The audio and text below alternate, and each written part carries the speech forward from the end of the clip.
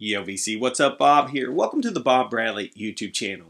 Today we're going to be talking about a record that I recently purchased, and it's a Grail record. I've been seeing this record around for years. It usually is in the $50 to $100 range, depending on condition. We're talking VG Plus here. I've always been interested in it as a Fleetwood Mac fan, that's right. It's not exactly rare, but it is out of print, and there aren't really any modern pressings of the record. So I would ask, is this any good? And do I need this record? As a Fleetwood Mac fan, do I need the Buckingham Nicks record? And a lot of people would say, nah, it's not that great. It's just okay. It's not worth the money, things of that nature. Well, I recently ran into a copy for $40. It says here on the tag, the post-it note, if you will, VG Plus, 1973, $40. Highly inaccurate. It is VG Plus, not from 1973, slightly later pressing, and I paid $35 for it. Super iconic cover. We'll talk about that more in a second. It is on the Polydor label. A bit of a deep groove on this record. I obviously bought the record, brought it home, popped it on the turntable, and started to make the determination, is this Grail any good? As soon as the record started to spin, I started to realize this is a fantastic record. Stevie Nicks wrote several songs for this record, and they are all excellent tunes. Lindsey Buckingham, a true stylist on the guitar. This is the blueprint for the whole Buckingham Nicks era of Fleetwood Mac. You've got all the pieces in place. They were fully formed. You can tell they had been doing a lot of singing together, a lot of playing together. Lindsey is on this. Waddy is also playing guitar on this.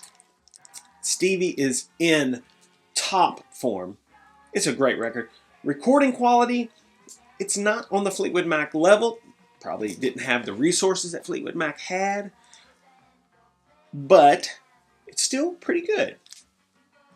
Robert Ludwig in the Dead Wax. This is a pretty nice sounding record. This record is very analog sounding.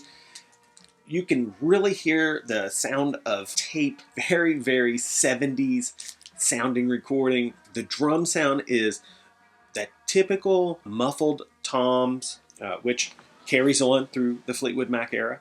A couple things with Lindsey. You get complex arrangements bordering on classical music sensibilities at times. You get acoustic and electric guitars mixed in together. Lindsey can do these kind of harp sounding things on the guitar. He has a very unique style that is all his own. Would have probably made a great Eagle.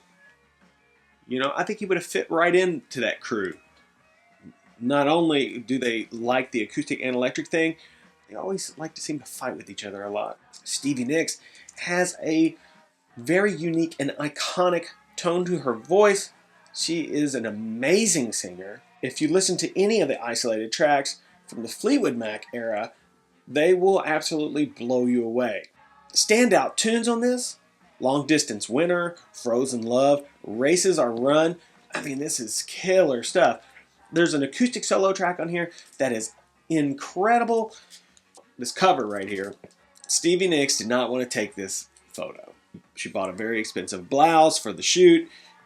She showed up and they convinced her to do it nude. She cried during the photo shoot. Yeah. That said, this is an incredibly beautiful photograph. Awesome looking cover for a record. It's a pretty great sounding record. The material on it is crazy strong. There are two burning solos that end each side. Long Distance Winner, killer solo. Frozen Love, completely Clapton-esque and burning. Now, I would love to know who played what. You know, Waddy, he plays in that style really well. And I don't know, I would only assume it was Lindsey. Could have been Waddy. It's hard to say. That said, if you don't have this record in your collection and you are a Fleetwood Mac fan, you should definitely try to get this record. for a reasonable price. It will be a welcome addition to your collection. Get a clean copy. There's some quiet parts on this record, and you don't want it carrying on and being too noisy. I think it's really good. I think this Grail is good, and I think you need this in your collection. 5 stars over here on the Bob Bradley YouTube channel for the Buckingham Nicks Grail record. Please like, subscribe, tell a friend, leave some comments down below. And until we meet again, that's right, folks. Bob out. How much you got on that Buckingham Nicks? 59. Woo! You ever heard it? No. Any good? I'm not a Fleetwood Mac fan by any means. It is pretty good. I mean, I thought it was. I had one. I ended up selling it just because somebody made me an offer I couldn't turn down on. I was like, it's not bad. I mean, I'm just not much of it. Yeah, it's one of those records that you see all the time. Everybody wants a lot of money for it. I might consider it though,